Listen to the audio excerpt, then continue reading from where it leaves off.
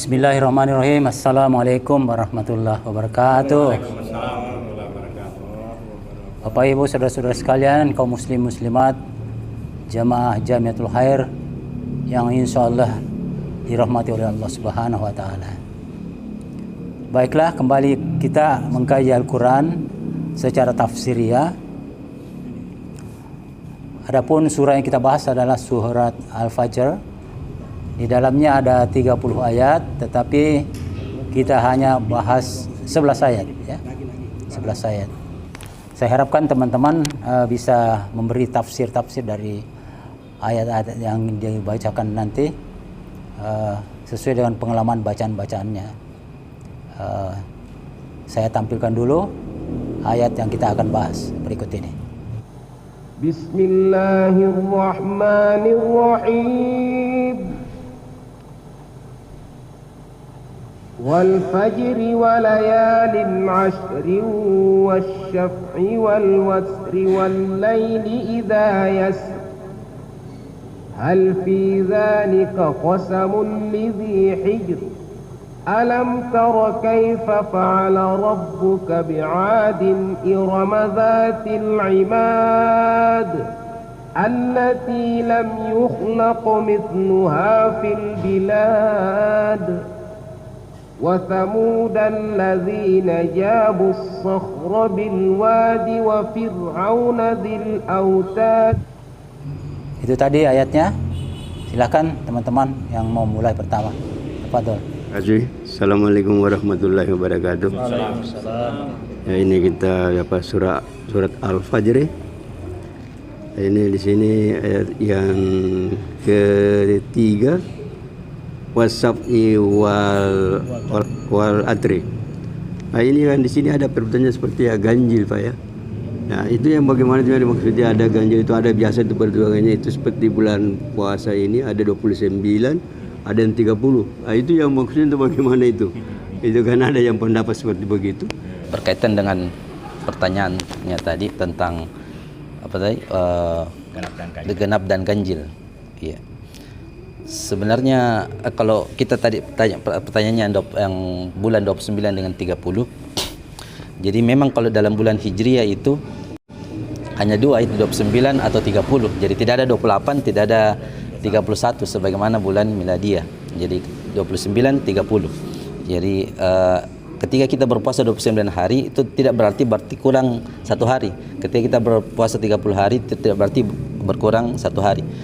Dan kalau kita lihat puasanya Nabi itu berpuasa dapat bulan puasa kan bulan puasa itu disyariatkan tanggal 2 Hijriah, bulan 2 Hijriah. Tanggal tahun kedua Hijriah. Ya, jadi Nabi mendapatkan 9 kali puasa. Nah, 8 kali itu Nabi puasa semuanya 29, hanya satu kali 30. Iya, karena perhitungan pada waktu itu dengan melihat hilal. Jadi bukan perhitungan hisab menghitung. Iya, jadi entah apakah itu bulan sudah muncul atau tidak. Jadi anunya itu dilihat hilal atau tidak. Nah, kembali ke ayat. Memang ini ayat semuanya ada berapa kali sumpah wal fajri walayalin ashr wasyaf'i wal watr. Iya. Kalau kita perhatikan itu sumpah ketika Allah bersumpah tentang sesuatu itu menunjukkan bahwa sesuatu itu agung. Sesuatu itu agung.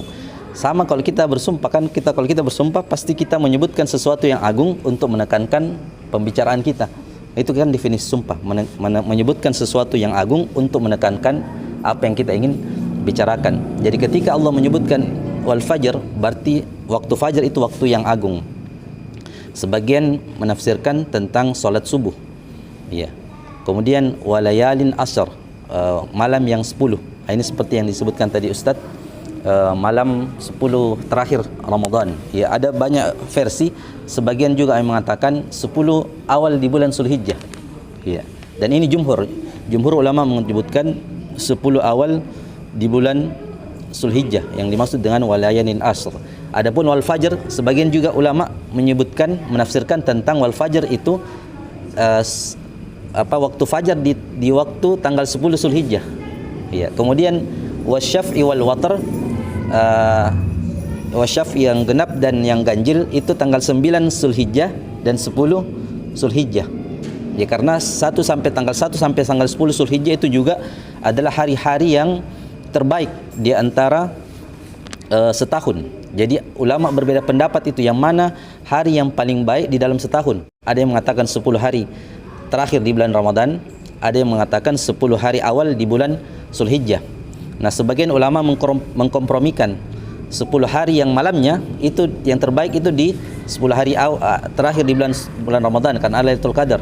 Adapun 10 hari siangnya itu yang terbaik di bulan Zulhijjah. Kan ada yang menyebutkan hadis ma min ayamin al-a'malu shalihah fiha ahabbu ilayya min ayamil asr. Tidak ada amalan yang Allah paling cintai dari amalan-amalan yang dikerjakan di 10 hari pertama di bulan Zulhijjah. Maka sahabat bertanya, wala jihadi fi sabilillah? Apakah mengalahkan pahala jihad fi sabilillah? Mengalahkan. Jadi apapun amalan yang kita lakukan di tanggal 1 sampai 10 Zulhijjah, itu amalan apa saja yang kita lakukan, misalnya kita sedekah 1.000 rupiah, itu mengalahkan pahala jihad. Mengalahkan, di situ disebutkan, makanya Allah bersumpah walayalin as, menunjukkan pentingnya itu mulianya itu 10 hari pertama di bulan Zulhijjah. Nah, wasyaf'i wal watr yang genap dan ganjil sebagaimana tadi disebutkan Ustadz, Tuhan itu ganjil.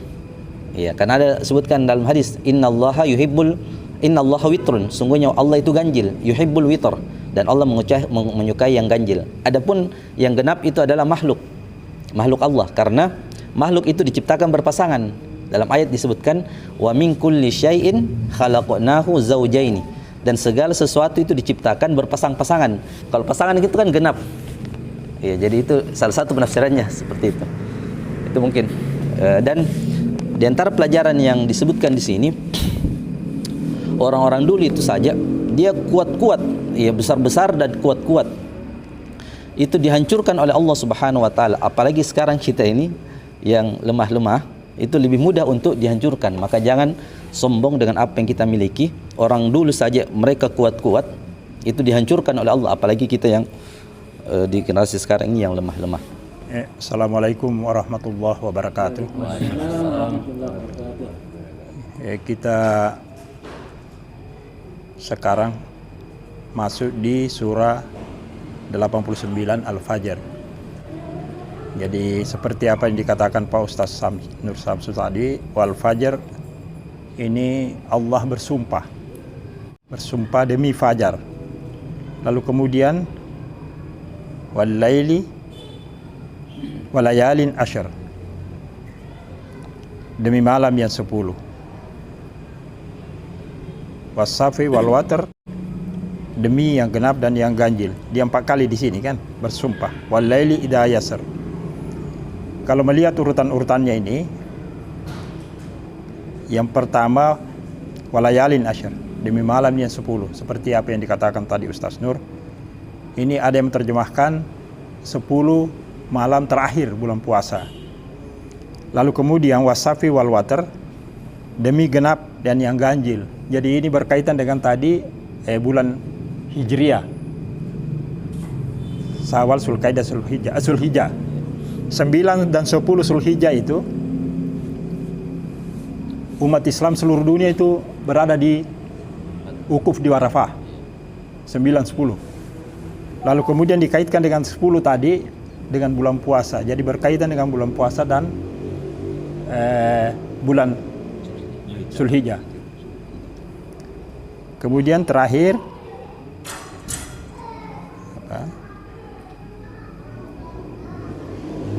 al-laili idza yasra, malam apabila berlalu.